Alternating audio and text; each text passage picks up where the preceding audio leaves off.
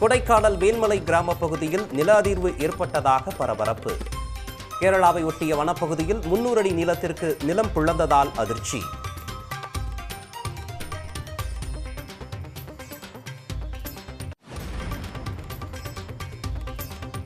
திருவள்ளூர், ராணிப்பேட்டை, காஞ்சிபுரம் ஆகிய 3 மாவட்டங்களில் இன்று கனமழைக்கு வாய்ப்பு. சென்னை வானிலை ஆய்வு மையம் தகவல்.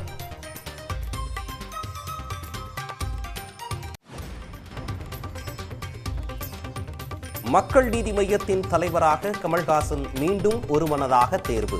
ஒரே நாடு ஒரே தேர்தல் ஆபத்தானது என்று கமல்ஹாசன் பேச்சு.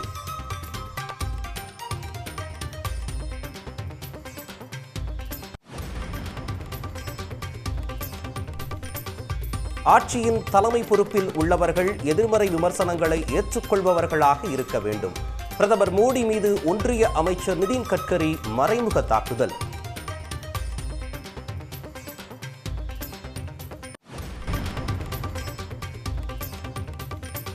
சென்னையில் தங்கம் விலை வரலாறு காணாத அளவுக்கு உயர்வு. 1 சவரன் ஆபரண தங்கம் 55,680 ரூபாய்க்கு விற்பனை.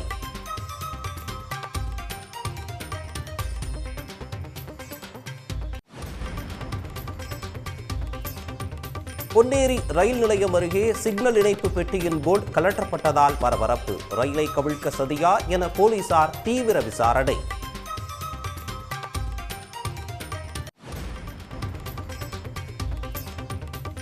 பள்ளிக்கல்வித்துறையின் செயல்பாடுகளை கண்காணிக்க மாவட்ட வாரியாக அதிகாரிகள் நியமனம். அரசின் நலத்திட்ட உதவிகளை முறைகேடாக பயன்படுத்தியதாக புகார்கள் எழுந்து வரும் நிலையில் பள்ளிக்கல்வித்துறை நடவடிக்கை.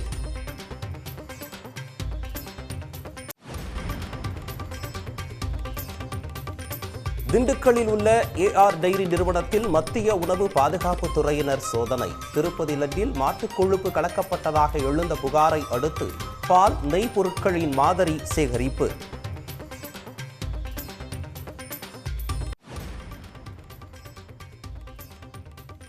பெருங்களத்தூரில் அடுக்குமாடி குடியிருப்பு கட்ட திட்ட அனுமதி வழங்குவதற்கு 28 கோடி லஞ்சம் வாங்கியதாக புகார். முன்னாள் அமைச்சர் வைத்தியலிங்கம் உள்பட 11 பேர் மீது லஞ்ச ஒழிப்புத்துறை வழக்கு.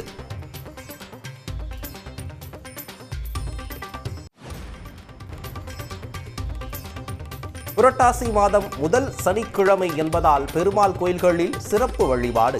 வரிசையில் காத்திருந்து பக்தர்கள் சாமி தரிசனம்.